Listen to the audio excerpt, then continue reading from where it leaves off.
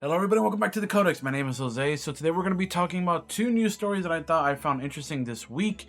Today we have a topic about a Scream spinoff, and then we're going to talk about the Spider-Man Kevin Feige whole story thing, right? Apparently he's going to be in charge of a lot of things, or at least a new deal is supposed to be like that. So let's start with Scream. So obviously we have Scream 7 still coming despite the, controversy with, the Melissa Barrera and all that stuff, even though I personally really like Scream 5 and 6. I do think I am a little bit like 50-50 on the entire thing, being completely transparent.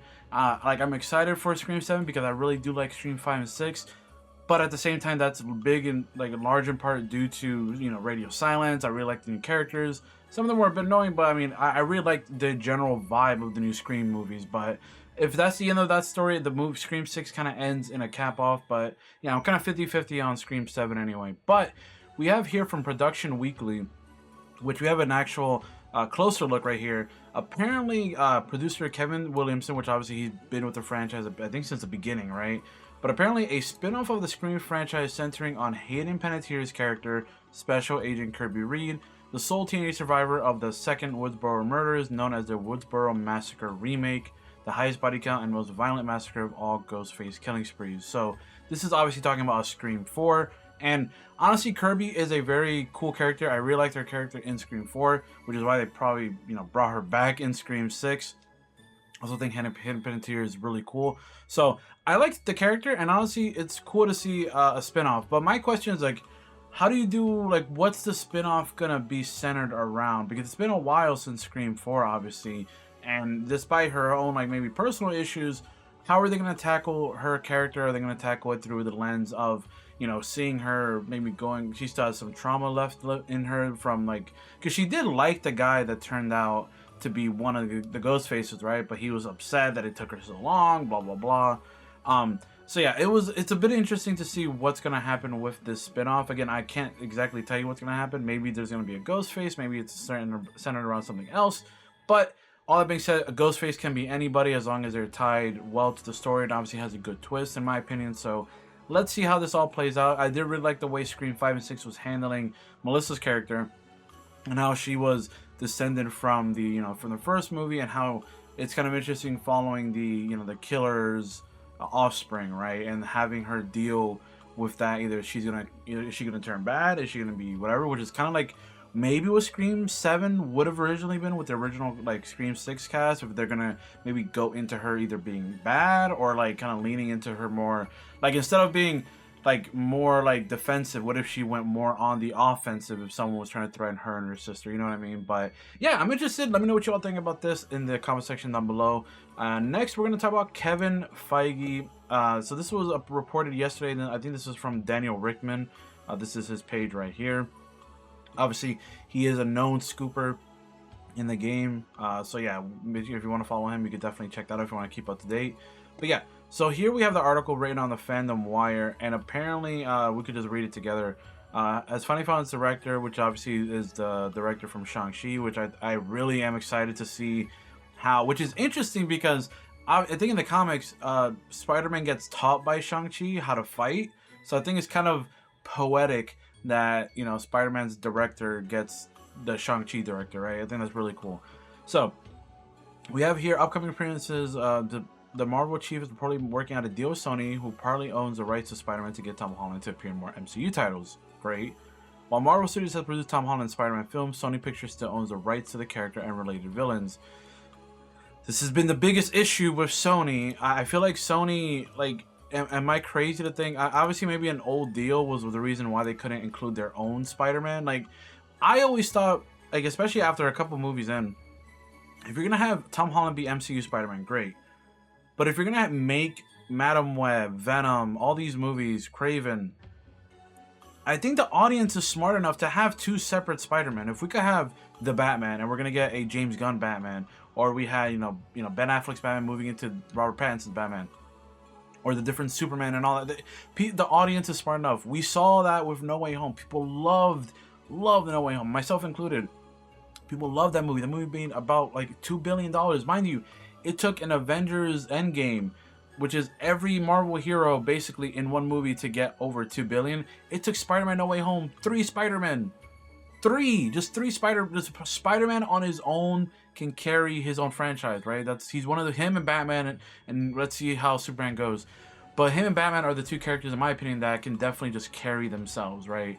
And I guess maybe now Deadpool and Wolverine.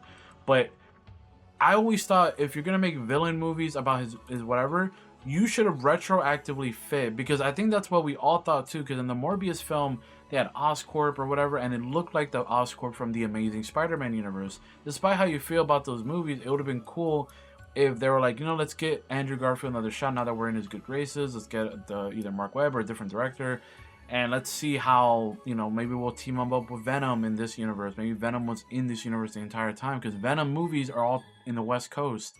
But anyway, let me not get too far.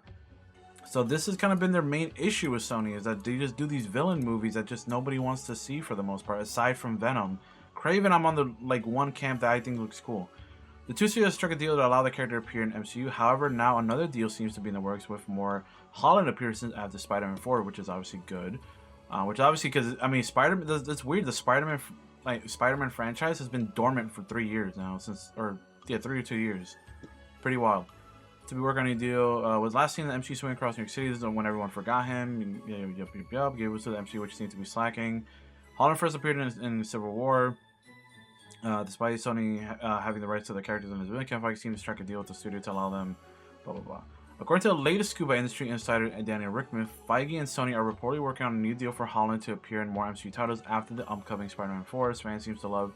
Okay, so these are fan reactions. Everyone's excited. Everyone wants to see him with Daredevil, myself included. The deal reportedly also includes Kevin Feige being in charge of solo Spider-Man films featuring Holland instead of Sony. That's interesting.